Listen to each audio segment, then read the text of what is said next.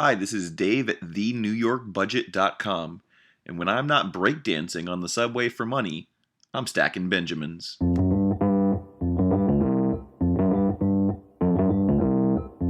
Live from Joe's mom's basement, it's the Stacking Benjamin Show.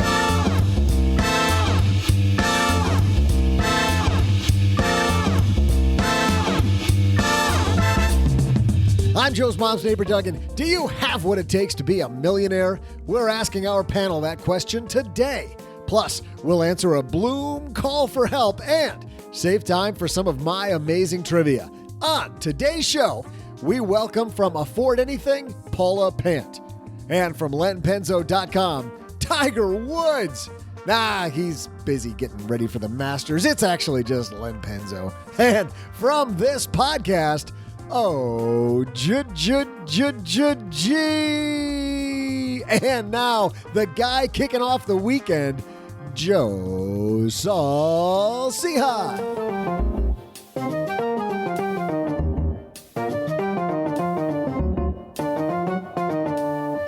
And it is the weekend. Hey there, everyone. I'm Joe Saul-Sehy, Average Joe Money on Twitter, and I can't wait to introduce you to the team we have here today because we have another special episode of the Stacking Benjamin Show. I'll explain what the heck I'm talking about there. Actually, Doug kind of gave it away a little bit, didn't he? But let's meet the people involved, and we'll start across this rickety card table from me where he's back, the one and only OG back with us. Welcome, man. More like fry yay. Fry hello. That's a thing you put on like Instagram stories. I figured that out. Yeah, you can like tag that. You just put it on over and over and over. Fry yay. Mun yay. Tuesdays. To yay. Every day. Wed yay. Yes. The woman who celebrates Friday every day of the week, the one and only Paula Pant, is here. I just live in an eternal state of Friday. Isn't that fantastic? And you know what? I'm excited, Paula, because next week I get to see you. Yes, you are going to be in Vegas and we are going to hang out. We're going to go to an escape room and play a game. I got to get with you and tell you exactly when we're going to be there. And we got to figure all that stuff out. But not right now, because you know why? Because we got to go all the way over to Los Angeles, California, where from deep under LA, we're going to talk to Mr. Len Penzo from lenpenzo.com. You know what? I was cranking on Donkey Kong, and I had to stop in the middle of the game to come get on this the podcast here, Joe. So I'm a little upset because you've destroyed my all-time best game. Is cranking on Donkey Kong a euphemism? Like, what does that mean? I have no idea what that means. Oh, you're talking about video games. Old video games, yeah, for the old guys out there. I get it. I know these young whippersnappers. They don't. This is way beyond them. But it's old fashioned stuff. But old timers. Hey, this is high entertainment. Len, you would love this. I was just in Fayetteville, Arkansas this last weekend, and they had an arcade where you paid like $5 to get in, and it was all the old arcade machines. Dig Dug, that Star Wars game, the one where you had the Double Dragon. Double Dribble.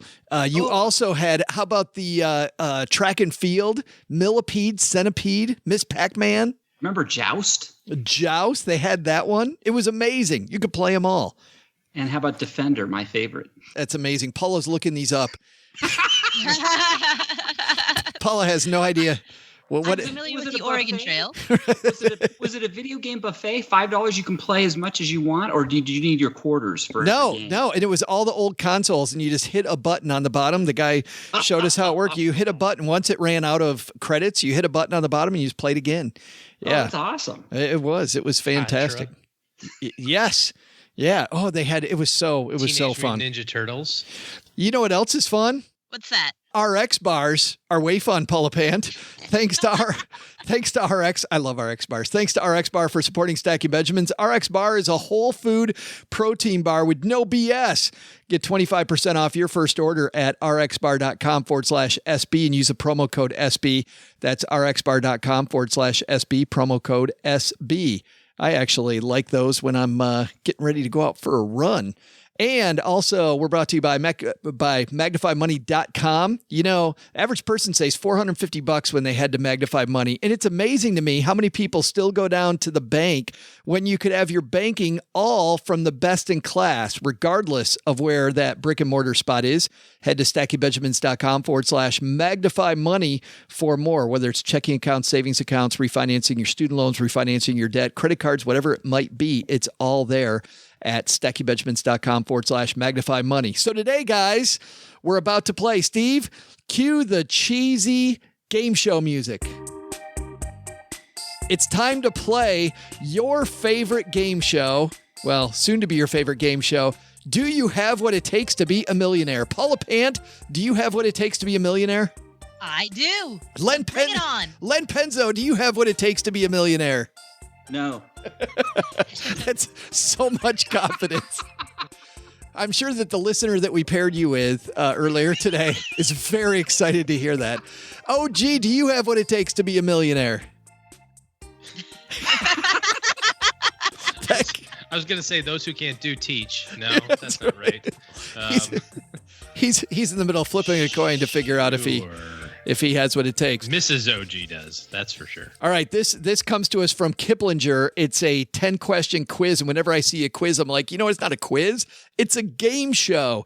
So we'll link to it in our show notes at StackyBenjamins.com. But today, we went to our Facebook page, Facebook.com/IStackBenjamins, and we asked our friends there who wanted to be paired with who. We use random.org, and we have these people. Len Penzo, tell them who you're playing for. Hey, I'm playing for Justin in Boston. All right, Justin. Beantown, baby, Beantown. Is it Boston or Boston? Boston.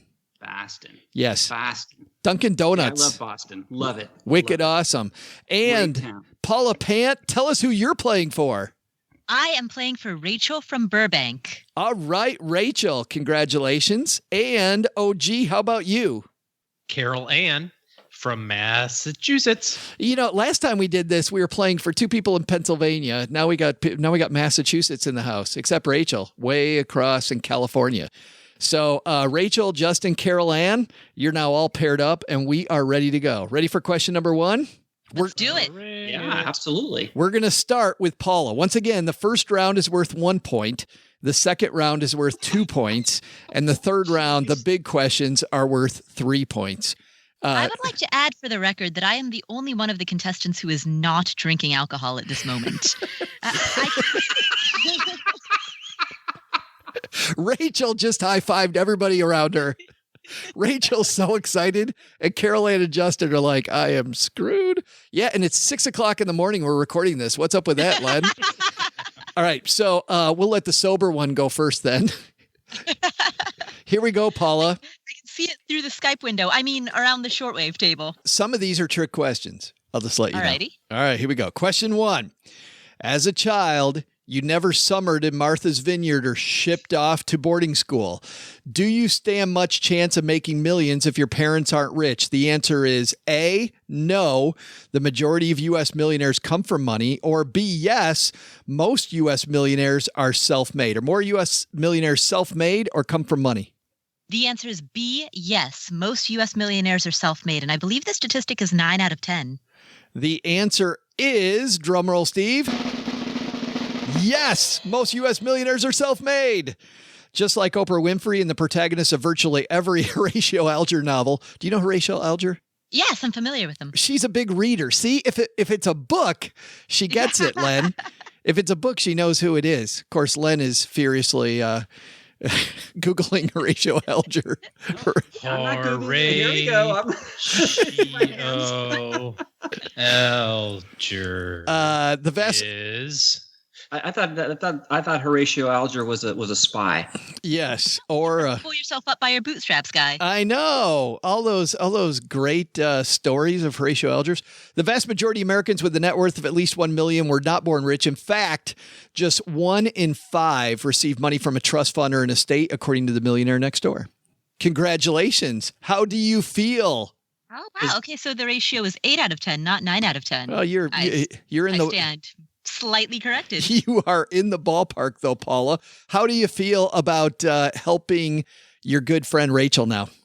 Rachel, I am high-fiving you from across the airwaves. All right. Paula won. Len, you ready? Nope. Here we go. Justin in Boston is so How you screwed. feel, Justin? Do you have one of those shirts that says "I'm with stupid"? Because I have a feeling like you do, don't you? It's pointing straight With up an at me. arrow. And the honeybee likes to wear it around. Yeah. Okay, Len, you have an advanced degree in some high-powered field such as medicine or law. Does that degree mean you're more likely to be a millionaire? The answer is yes. Most millionaires have graduate degrees or better, or no. Most millionaires stopped way short of a PhD. You know what? I've always said that, the people who make the most money are the people who kind of go off on their own and are self-employed. And so I would say what were the two answers? Yes. Most millionaires have a graduate degree, or B, most millionaires stopped short of a PhD. No, they stop short. All right. Just because Len says it, does that mean it's correct? Drum roll, Do I have please. to do like Paula too and give extra information about this, like 28.4%. No, we already. That's just extra credit teachers' pet stuff. Paula was trying to get extra points there. Did you notice a 9 out of 10? And you notice how 28.7%. You notice how in this show we totally avoided that too? We're like, whatever. It doesn't matter. And by the way, anybody who's listened to the show for any amount of time already knows Paula has data and Len's throwing darts, so we're good. we're fine. The answer, drum roll, please. The answer is no. Most millionaires stop short of a PhD. Nice job, Len. The piece says... We're hanging in there, Justin. The piece says, with condolences to those with grad school debt, an advanced degree does improve your chances of higher lifetime income, but it doesn't necessarily improve your chances of joining the Millionaires Club. Only 18% of those with a net worth of $1 million or more held a master's degree, while 8% have law degrees and 6% went to medical school, according to The Millionaire Next Door. Again, apparently, if you read The Millionaire Next Door, you're good to go. You got all these answers. All right. It's like the car that I saw at the grocery store parking lot was a Ferrari, and the license plate said 2.7 GPA. I loved it. Oh, that's awesome. Did you tell me you took a picture? I have a picture of it. Yes. Was it a 2 and a 7? Did they put a little dot in there, or did it literally? Dot. They put the little dot in. Yep. That's cool. I like that one almost as much as being a runner. I like the one that, people have like 13.1 or 26.2. I like the one that says like 31.8. I got lost. Yeah. I like the one that says 0.0. I don't run. That one's good too. All right. No pressure, OG, but the score right now, if you haven't been paying attention, is Paula 1, Len 1, and now you're up to bat. So, Carol Ann, I'm watching OG get ready for this thing, stretching out. Here we go. Millionaire math quiz. Which saving strategy will get you to $1 million in the bank by age 65, according to an 8% annualized return? A, save $200 a month and start at age 20. B, save $400 a month and start at 30. C, save $800 a month and start at 40. Or D, save $1,500 a month and start at 50. Which one of those makes $1 million at age 65? Can I use a calculator or phone a friend? You cannot. I feel like how come they got three choices? I got yes or no, yes or no. Those are the two choices. And yours are here's complex math. You have to do in your head. Carol Ann's like, oh crap. I'm screwed. I'm going to go with the obvious answer, which is the $200 a month starting at age 20. The correct answer is, drumroll please, $200 a month starting at age 20. Nice job. Behold the math of compounding. A 20-year-old who saves $200 a month until retirement would have around $1,055,000 age 65. That's not bad for less than the cost of a monthly pizza tab in some households. If you wait until age 30 and kick in $400 a month, that drops to $918,000. A 50-year-old contributing $1,500 a month would only have just over $500,000, $519,000 by retirement. So compounding for the win, OG. Okay. Well, in this case, moms and dads out there of young kids, you're gonna have to check the numbers here, Joe. But I do remember seeing somewhere that if you put $1,000 in for your child starting at age 1 on their first birthday and did it for 6 years in a row, that would get you to $1 million in 65 years as well. Your child would have $1 million based on, I think it was 6% or something like that compounded. That's fantastic. Yeah. Starting super duper duper early. How great would that be? My kids spend all their money on in-app purchases, so there's not any extra. But the beauty is, once that 6,000 is after 6 birthdays or 7 birthdays, that's it. That no child more. Doesn't have to do anything. Never again. My kids Never are 10 again. and 8, so we're well past the $1,000. You don't got to worry about that. All right. The score at the end of round 1, everybody's tied with a point. Let's move on to round 2, and we're going to do this backwards. OG, you're back on the button. Here we go. All right. Here we do it. Here we do it. Here we go. Here we do it. Here we be do it. Here we gonna be do it. Question 4. You know your way around stocks and bonds, but you aren't exactly the next Warren Buffet. Is that how you pronounce that? Warren Buffet? Jimmy. Jimmy Buffet. Do most millionaires rank with the pro investors? The answer is yes. Most millionaires know a lot about investing, or B, no, when it comes to investing, most millionaires still have a lot to learn. Which one is it, OG? Those are two different answers.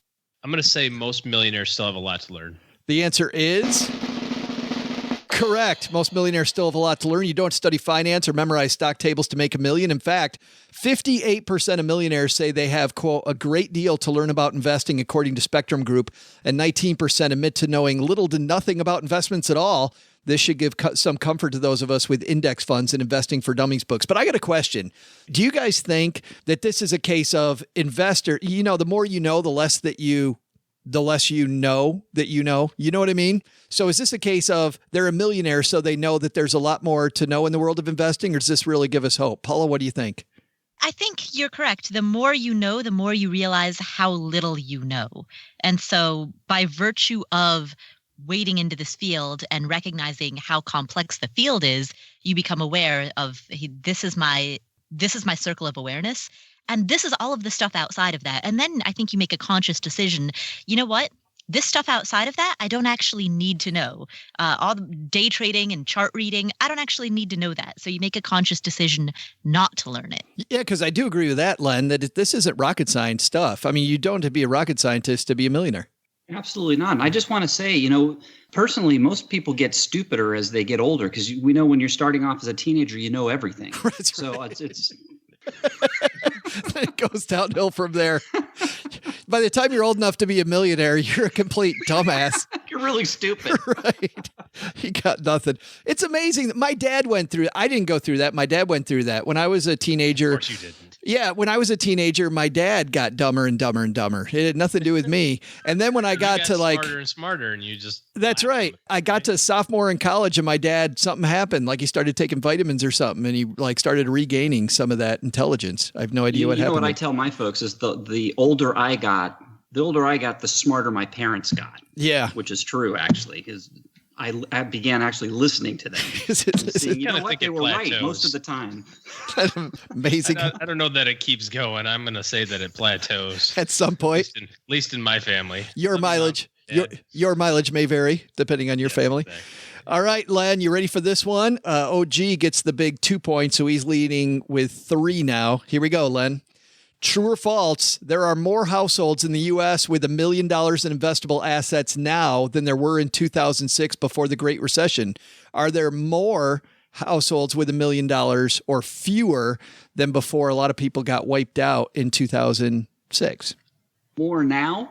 You're asking if there's more now? Are there more millionaires now than there were before? More millionaires now, or were there more millionaires in 2006? More millionaires now. There are more now. So the answer is true. The answer is correct. Millionaires have fared well over the past decade since the housing bubble burst and financial markets cratered. Today, there's nearly 7.2 million U.S. households with at least $1 million in investable assets, up 33% from before the Great Recession, according to Phoenix Marketing International. 7.2 million, OG. That's a lot of millionaires, a lot of people in the 7-figure club. 7 million millionaires, as a matter of fact, by your math. That's by the fact that I can read. That's about it. All right, Paula, no pressure, but OG's got 2 and Len's got 2 right. So, dun, dun, dun. yes, no pressure at all as she steps up to no bat. extra credit, Paula. So don't try it. That's right. We don't award that. You can ask for extra credit. We just don't award it. Right. So here's your question, Paula. I know I see the sweat. Here it goes. You've a good but not high-paying job. Let's say, for instance, that you write quizzes on the internet. Hypothetically. Yes. Forget about ever becoming a millionaire, right? So here's the real question. A, most millionaires have glamorous high-level management jobs, or B, millionaires hail from across the job spectrum? B, millionaires hail from across the job spectrum. The answer is B. Sure, 13% of people with a net worth of $1 million plus are managers, but 11% work in education, according to Spectrum Group. According to the Millionaire Next Door, about 2/3 of millionaires are self-employed, often in everyday professions ranging from pest control to property management. No matter where you work or how much you make, what's important is starting to save early and continuing to save over time. It says, take the case of Paul Navone, who never earned more than $11 an hour as a quality control inspector at a glass plant, yet the retiree accumulated, get this, more than $3 million thanks to his unwavering savings, discipline, and sound investments. Paula, you were going to say something? Oh, I was going to say, from the book, The Millionaire Next Door, there's an amazing quote in there where they say the majority of millionaires have jobs that would be considered dull normal. They're not glamorous, which means that there's less competition for those jobs, particularly if you're starting a business in those fields. Because it's not glamorous, there's less competition. So the examples they gave were welding, like you said, pest control, owning porta potties, those sorts of things that nobody is clamoring into. It's not like solar energy or something that's like really glamorous. The wealthiest person I ever met with when I was a financial advisor made stop signs. Oh, you've mentioned him on this show before. Yeah, that's what they were rolling in the dough, and he just made stop signs, and that was it. Nothing glamorous at all, but had a great life making stop signs. A lot of people think we should have a stop sign in this quiz, but we're going to soldier on with round 3. You know what, Joe? He made a great choice, because what if he'd have made a sign like, what if he decided to get into the business of making signs that said falling rock or something that, you don't see a lot of those. No. Stop was a good one. Stop was a good choice. Yeah. He looked around him and decided, left turn. No left turn probably wouldn't have been as good. Right. No left good on job. Red. Right. Here we go. Round 3. Len hasn't gone first yet. So Len, you're going first here. Here we go. Millionaire Math Quiz, part 2. You're 45 and you have no savings. How much will you need to put away each month in order to retire at 65 with a cool million, assuming an 8% average annual return? So you're do I get a math question? You're 45 years old. You've no savings. You're going to get 8%. How much do you need to save per month? $700, $1,700, $7,000, or $17,000? A year, a month? A month. What is it? A month? 45 years old, no savings, 8% return. To $1 million by how old? By age 65. Do you need to save 20 years? Do you need to save $700, $1,700, $7,000, or $17,000 a month? At what percent? At 8%.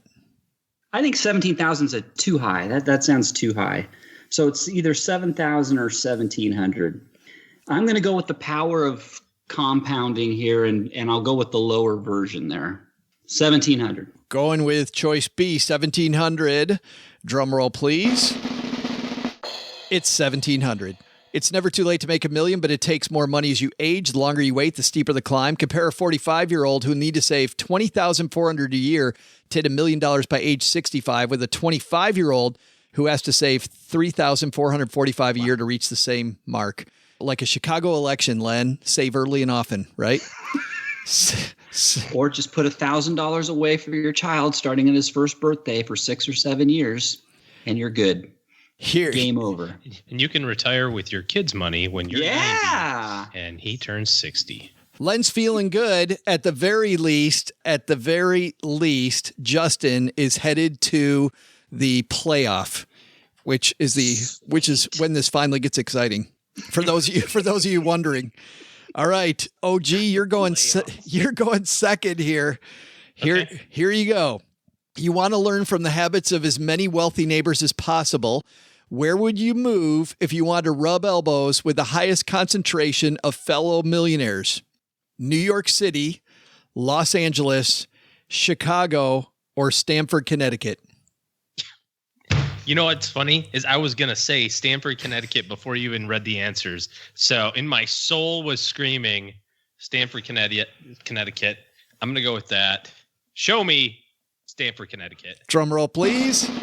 It's Stamford, Connecticut. While the New York metro area is home to the most millionaire households, 495,000, followed by LA, 266,000, Chicago, 221. Stamford has the highest concentration of millionaires on a per capita basis, an impressive 8.7% of the households in the metro area, which also includes the Connecticut cities of Bridgeport and Norwalk, boast investable assets of $1 million or more, according to Phoenix Marketing International. By contrast, the per capita figure is 6.7 for New York, 6.2 for Chicago, and 6.0 for LA.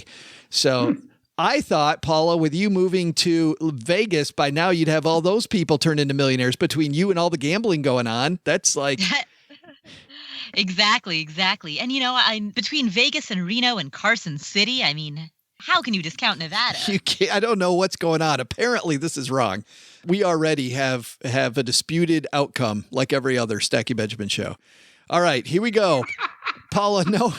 The outcome that's disputed is the fact that there's the show. That's where the dispute starts. No pressure at all, Paula. But if you don't make this, Rachel is out. So no pressure. Here we go. If I do make it, she's still in. Paula with the glass half full. Here we go. Let's say you make around $75,430 a year. Roughly. Around. Yes. Definitely. Let's say you make. Do you make this money writing quizzes for on the internet? Let's say you generally make $75,431.62. Roughly. All right. Roughly the income of the average college professor, according to the U.S. Bureau of Labor Statistics. Are you happier if you made $1 million a year? Are you happier if you made $1 million? The answer is that really the question? And 62 cents. So keep that in mind. The answer is no, that the correlation between money and happiness starts hitting diminishing returns, and at a number that researchers debate about, but many people say is around 75,000, the correlation plateaus. The answer is probably not. Money can't buy love, and it can't buy contentment either. The piece says a 2010 study out of Princeton University found people generally get happier as they make more money, at least until they hit 75,000. At that point, things level off. A higher income did impact participants' overall evaluation of their lives. However, somebody taking home $300,000 a year will feel more successful and secure than someone making minimum wage, but on a day-to-day basis, at least, somebody making $74,000 should feel just about as happy as a high-paid college chancellor making $300,000. We got a tie. Everybody got them all right. You three are all somebody ready to be a millionaire. Congratulations. How do you feel, Paula? I feel about as happy as a person making $75,000 a year, or maybe $300,000. Len Penzo, how are you feeling? I'm clearly making too much money for the way I'm feeling. And OG, how about you? I was going to say on that last one, I don't know. I don't make $1 million a year, but I think I'd be pretty happy at $1 million. I think we should try that out for a while. I think we should play test it and see. I right. We should A/B test. One of y'all make $75,000, and then I'm gonna make $1 million, and we'll compare notes. How's that? All right, Doug. Doug normally has his trivia. Today is no exception. He's got his trivia for the tiebreaker. We're gonna see who's the closest without going over on Doug's trivia. Here we go. Hey there, trivia fans. My trivia as the tiebreaker? Ooh, no pressure there. Wowza. Hey, before I get to the trivia, though, guys, good news here in Dougville. I'm about to become a millionaire myself as soon as I sell my house. Here's how I plan to make a ton of money on this. Check this out. You know how people say that you should bake cookies before an open house to make it seem homey? Well, I'm going to supersize that idea and instead make everyone's favorite meal salmon.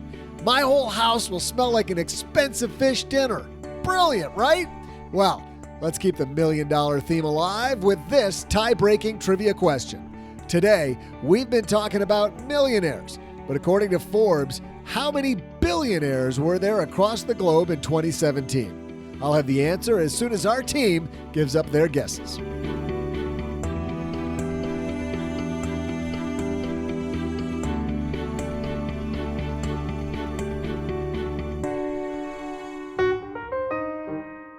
Thanks to RX Bar for supporting Stacking Benjamins. I like RX Bars after my morning run. What I like about them is they're a whole food protein bar made with 100% whole ingredients and no BS like added sugar, artificial color, artificial flavors, preservatives, or fillers. They're made with a few simple, clean ingredients where every ingredient serves a purpose. For example, egg whites, they're a main source of protein that's easy for your body to absorb. They're gluten-free, they're soy-free, they're dairy-free. No artificial colors, artificial flavors, preservatives, or fillers. They come in 11 delicious flavor varieties. RX bars are either sweet or savory, chocolate, fruit flavors. There's an RX bar for you. I'm personally partial to the chocolate, but that's just me. Real food ingredients actually taste really good, and you can actually taste the cocoa, the real fruit, and the spices like sea salt.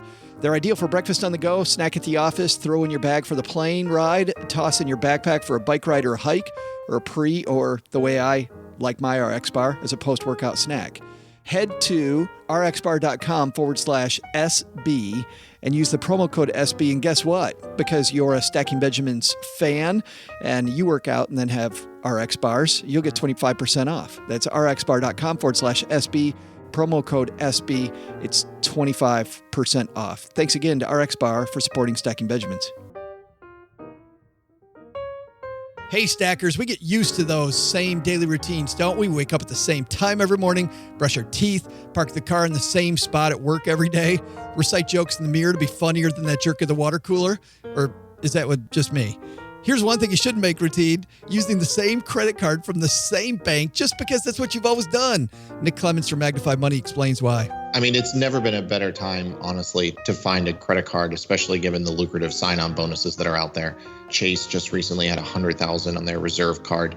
I think we're at a point right now where credit cards are extremely profitable for large banks, and they are really wanting to get more customers. And so they're rolling out the red carpet. So I would just say if you have had a credit card for more than 2 or 3 years, chances are there's a much better deal out there for you today. So why stick with that same old card with those rewards that haven't changed in years? You can use MagnifyMoney.com to always find best in class, including better interest rates.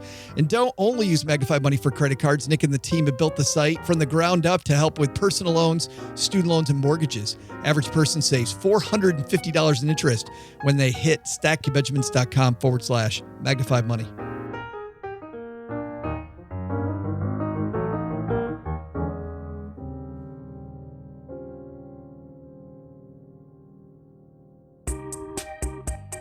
So this is going to be a little different than usual. Normally, Doug plays his answer, but right now we're going to have the three of you answer, and then we'll have Doug give us the answer.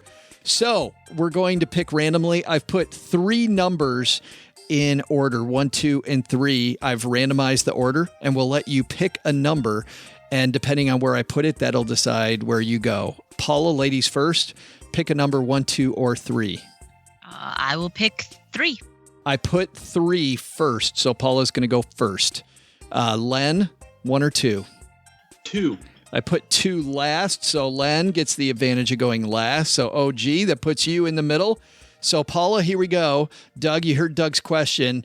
How many billionaires, according to Forbes, were there in 2017?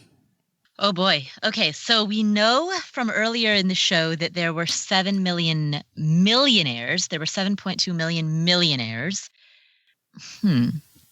So I'm tempted to say, since a billion is like an order of magnitude larger, that the number of people would be an order of magnitude smaller, which would put us at 700,000. But that seems like an awful lot of billionaires. I'm going to go down to, I don't even know where the decimal point should go. I don't even know if I'm thinking, if I should be thinking in the hundreds or the thousands or the tens of thousands. There's been at least 2 more billionaires minted since she started trying to figure the question out.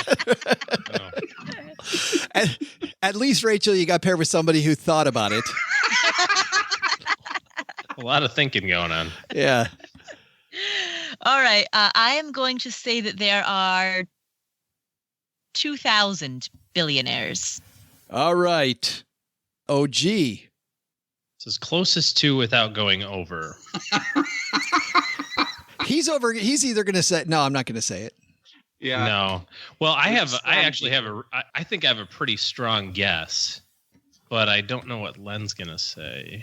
I'm going to say whatever you say. I'm going to say whatever you say plus one. You're just going to cap it. So I know the number that are on the list, but the problem is like the last 100 are all tied for that position. So when I read through the list, it's like, number 21 and number 21, they're tied for 21. And then the next one says 23, right? So you can't just look at the last one because there's like 100 people tied for this last position. So I'm going to say 1,574 billionaires in this world. Len Penzo. No, that's because I'm pretty sure the number is about 1,600. I'm pretty sure of that. And you're so close to that number, OG, that you gotta go a dollar, dude. I think I'm going to play the odds and just say one. just because, but I think you are very close. You're probably going to win, but I'm going to say one. What did I say? I don't even remember. 1,500 or something. 1,574. Paula said 2,000. Len said 1. Doug, what's the answer, man?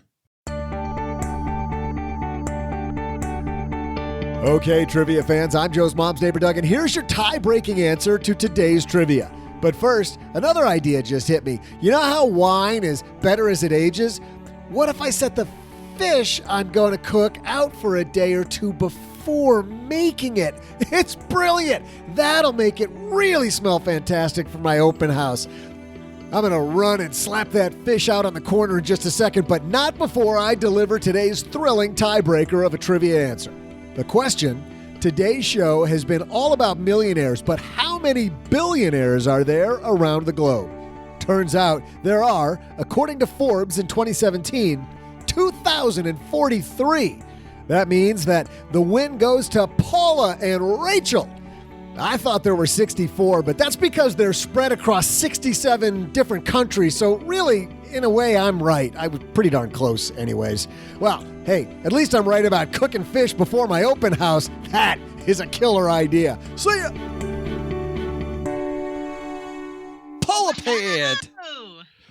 Rachel, we did it! What is up with that? I knew the list had 1,447 on it. That's the list that I saw. But so many people were tied. 1.2 billion. I couldn't quantify it. And I just took a guess out of thin air after a lot of overthinking. Yeah, I was just thinking that. It's like, you know what? I think I had a pretty darn good idea that I knew it was about 6. Yes. Paula pulls this number out of She's thin like, air. is it 700,000? Yeah, I know, right? She gets the win.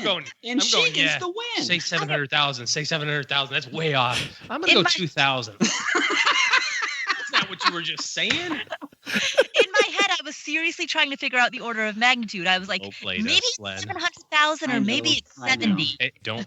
Now, this is the gal that lives in Vegas now. So she's slow played us all the way through all our chips. Hey, Justin, I apologize, Justin. I think we were robbed on that one. Hey, the good news, Justin and Carol Ann, you're taking home T-shirts, as is Rachel, and Rachel's getting a prize pack from us. So, congratulations to everybody, guys. Thanks a lot for playing. That's going to do it. Hey, but that's not the end of the show, because guess what? Bloom.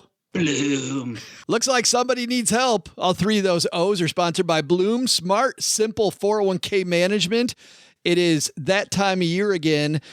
Back in January, you made New Year's resolutions, and already you might be blowing those resolutions out of the water. By now, you probably can't spell New Year's resolution. This year's going to be different, though, right? You can get back on track today and fix your 401k with Bloom. That's Bloom with 3 O's. Sounds tough? It's not. In fact, it takes only 5 minutes. Go online to stackingbenjamins.com/Bloom with 3 O's. Excuse me, Len, how do you say it? Bloom. To find out more with Bloom, you can simply connect your existing 401k in a few easy steps and sit back and relax while Bloom performs an unbiased analysis of the funds in your account and chooses the best mix to meet your goals while minimizing hidden investment fees. The cool thing is they'll do that analysis even if you don't use them. So Bloom is like a robo-advisor for your 401k. And with Bloom's free analysis, you can see the impact they can make on your 401k before you even pay them a dime. Bloom's so simple. In fact, the hardest part's about remembering there's 3 O's in Bloom. Head to stackingbenjamins.com/Bloom and enter Len's favorite promo code SB for your first month free. And if you really want to make Len upset, tell all your friends. Because it's so much easy. For security. That's right. And see the difference Bloom can make in your retirement. I want to know how Bloom's making any money. They're giving out this easy code that anybody can remember. Getting crazy with the codes, giving codes away like candy. You know what? Just announcing it on the air. I know. It's as if they want people to know it. You know what Len did, Paula? He called up Bloom and he froze his code. He completely froze it. You know how other people like freeze their credit? Len froze his Bloom code. Like, stop, don't give that out to anybody else. So let me tell you this, though. The code to my bunker is much more complicated than Bloom's code for the bonus they give you there. 1, 2, 3, 4. Discount. Right. 1, 2, 3, 4. It's very difficult. stackingbenjamins.com/Bloom. And today, by the way, guess what? We are out of voicemails, so we can't give anybody a cool shirt. Today's question, though, the letter comes from Joe. Joe says, hey, Joe and OG, I have a scenario for you. My fiance and I are getting married in April. My health history leads... Congratulations.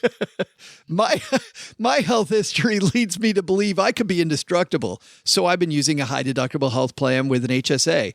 My fiance, on the other hand, has to see specialists about once every 6 weeks for a chronic condition that has about 4 prescriptions associated with it. The plan was I was going to add her to my plan after the wedding and go for the most expensive comprehensive medical plan possible that would cover all her needs. Currently, she's on Medicaid under her mother, which pays for everything. Problem is, I just learned from HR that while I can add her to my existing plan, I can't change the type of coverage I have, high deductible comprehensive, and I'm worried we'll easily hit the $7,500 out-of-pocket limit with her expenses in a high deductible plan.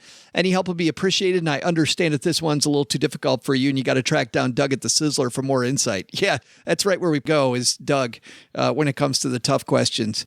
So let's start here. Len, any idea? I think the reason, by the way, that he can add her, but he probably can't change is because they call this a pre-existing condition. I'll bet that's why they're saying they can't add her. But any thoughts for Joe? Joe, I don't know because it's tough. I mean, if you're going to hit I'm thinking if you're going to hit, you're going to hit the deductibles anyways. It's almost like I can't really. I don't know. You're going to hit that deductible. You got to spend it. I don't know any other way to get around that. Maybe Paula or OG can help because I'm drawing a blank. I'm sorry. Well, let's go to Paula. Paula. So the thing that I would want to know is why is it that you can't change the type of policy that you have? Is it simply because it's not open enrollment period? Is it a company policy? Like that's the part that I really would like to know because that doesn't. I think there's a 99.9% chance, because I went through this, that they're calling it a pre-existing condition. OG, you think that's the case?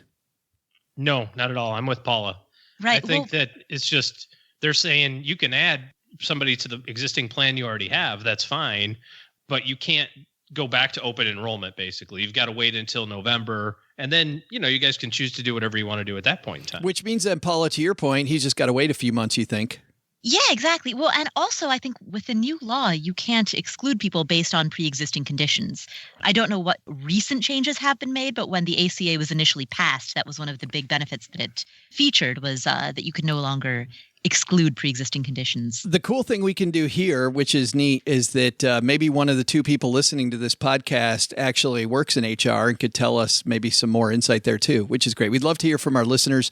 Send help with this one to help out Joe, Joe at stackingbenjamins.com. Send it to us and we will we'll see there. But that's interesting. OG? The other thing I was going to add was if Mrs. is qualified under Medicaid right now, she may continue to be, it's an income-based program, of course. So maybe, that has some ramifications, as you guys get married. But I'd also explore keeping her on that program as well. Obviously, if the government's going to take care of a lot of the costs, even maybe you can only do that for a little while just to get through the next enrollment period. But that maybe bridges the gap if possible. Yeah.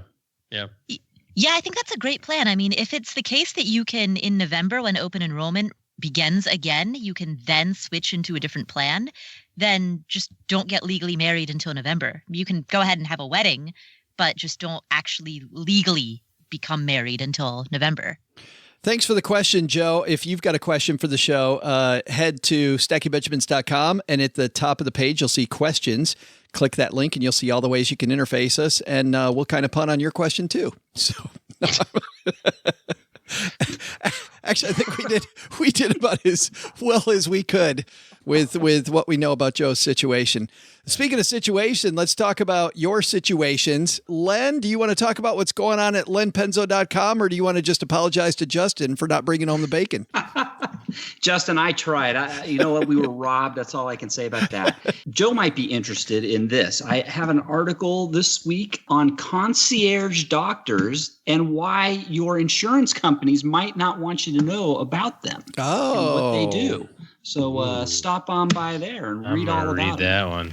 I was reading about a great concierge doctor just the other day, like about how his practice works, and it was fascinating. Fantastic. It's very fascinating, yes. That's at lenpenzo.com. And Paula Pant, what's going on at Afford Anything? At the Afford Anything podcast, I have interviews with Liz from Frugal Woods about how she and her husband reached financial independence in their early 30s. I have Roger Whitney, the retirement answer man. We are answering a couple of listener-submitted questions regarding retirement. And that's crazy talk. Robin, the author of Your Money or Your Life and I think founder of the financial independence movement. All of those interviews are coming up on the Afford Anything podcast. And on the blog, I have finally written something. What's up with that? affordanything.com to check that out. I'm calling you crazy. What's going on there? I know, right? After a many-month hiatus, I finally started publishing again. That is awesome. The readers go crazy at Afford Anything. And we'll link to that also on our show notes page at stackingbenjamins.com. Oh, gee, anything to add? You doing anything exciting besides coming back here on Monday? Sorry that I wasn't able to come down with all the goodies for Carol Ann. I felt I had a really good shot at that last question, but I even thought it through, and that's not me. I'm kind of a hip fire type of fella, but ready, fire, aim. Yeah, ready, fire, aim, exactly. No, I just got back from a really fun trip. I got to officiate a semi-pro football game. Oh, how cool is that? So that was super fun. And I started a Twitter account. Really? Not the fake OG, because I'm tired of other people stealing my ideas. At not the fake OG is the real OG. That's Thanks for making it confusing. Yeah. My brain. Maybe that wasn't such a good handle after all. It's not. I stole it. It sounded great at the time, Len. It was. It took me all of 11 seconds to come up with. Yeah, that sounds. You should have just went with. Mine was real hard to come up with too. Just as hard as it was my blog name. Thepersistentitch.com. You got it. Right. What's this red spot? Yeah. All right, Doug, take it from here. What should we have learned today? So, what did we learn today? First, think you've got what it takes to be a millionaire? Of course you do. Second, HSAs? They're great as long as you're healthy. If you have a history of health issues, it's better to choose a more comprehensive health plan. But the big lesson? Don't settle for bacon fish before your big open house. Heck, I'm going to reheat some shrimp and some calamari too. My house will sell for $1 billion, not $1 million. Special thanks to our listeners for participating in today's game show action. Want to take part in an upcoming episode? Like our Facebook page at facebook.com/istackbenjamins or join our closed Facebook club at stackingbenjamins.com/basement. Paula Pant appears courtesy of affordanything.com. Len Penzo appears courtesy of lenpenzo.com. This show was created by Joe Saul-Sehy, produced by Richie Rutter-Reese, and engineered by the amazing Steve Stewart. Kathleen Selmans handles design, newsletter, and classroom opportunities. If you'd like to learn more, head to stackingbenjamins.com/classes. Online, visit us on Twitter at @SBenjaminsCast or on our Facebook page. Shannon Cowan is our community manager and social media guru. I'm Joe's mom's neighbor, Doug, and I'm pretty much the guy in charge of everything around here. Trust me, this well-oiled machine didn't get like this all by itself. SB Podcasts may receive payment on the show from sponsors and guests in the form of books, giveaway items, discounts, or other remuneration. There's no way you would take advice from these dorks, but like Joe's mom always says, don't take advice from people you don't know. This show is for entertainment purposes only, and before making any financial moves, consult with a real financial advisor.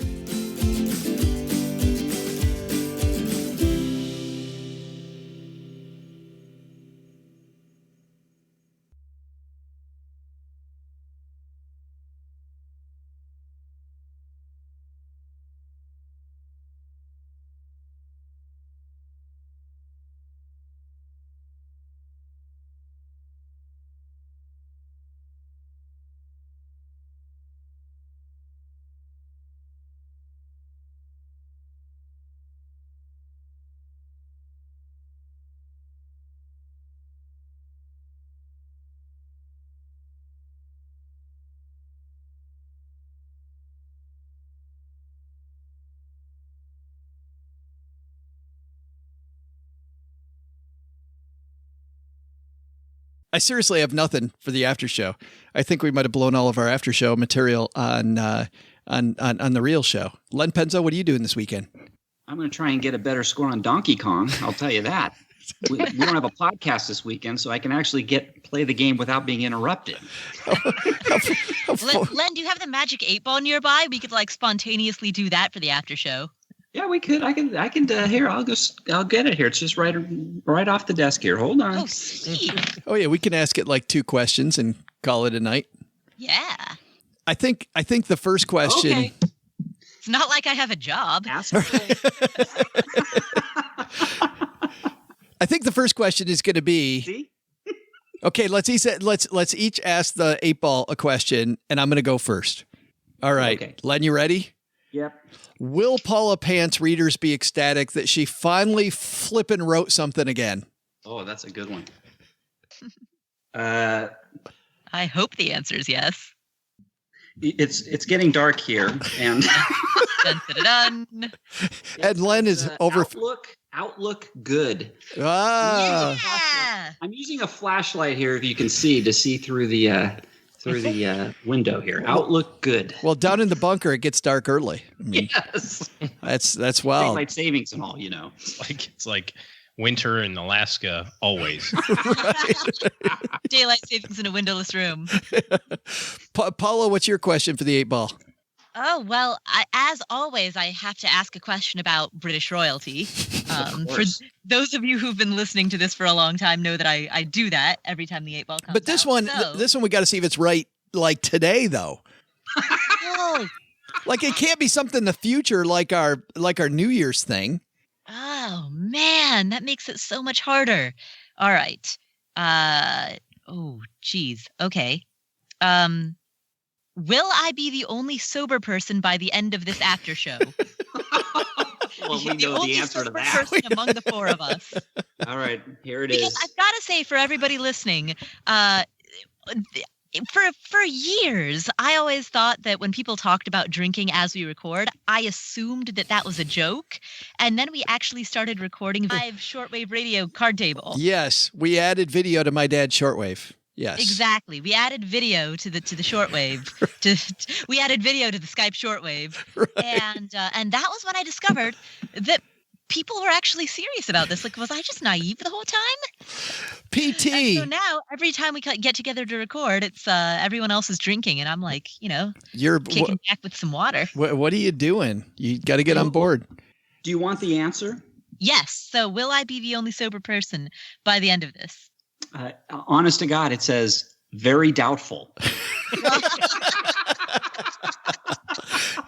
You know why? It's because OG's built up such a tolerance that he's still sober after downing 3 of those things that he's drinking.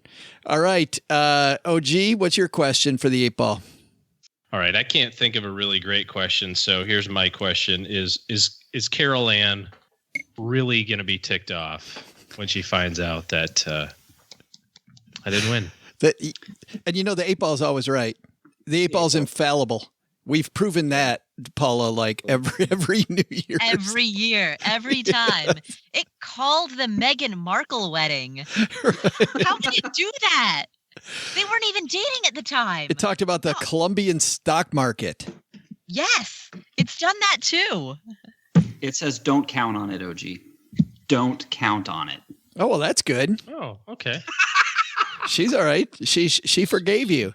So I have a question. I am dying to hear what Paul's going to say. Oh, so please, Paula and Joe are going to be doing you're going to one of those puzzle rooms or whatever, the right? Mm-hmm. The escape room. The escape room. I want to know, will you guys succeed and get through the escape room? Oh, that is a good question. Now we'll have my son with us, the young engineer. So okay, well, I'm going to be relying heavily on him and Paula. And not me. Outlook, not so good. Well, we'll have to fill you in next week then. Yeah, I can't wait to find out. Here we go. All right. Thanks, guys.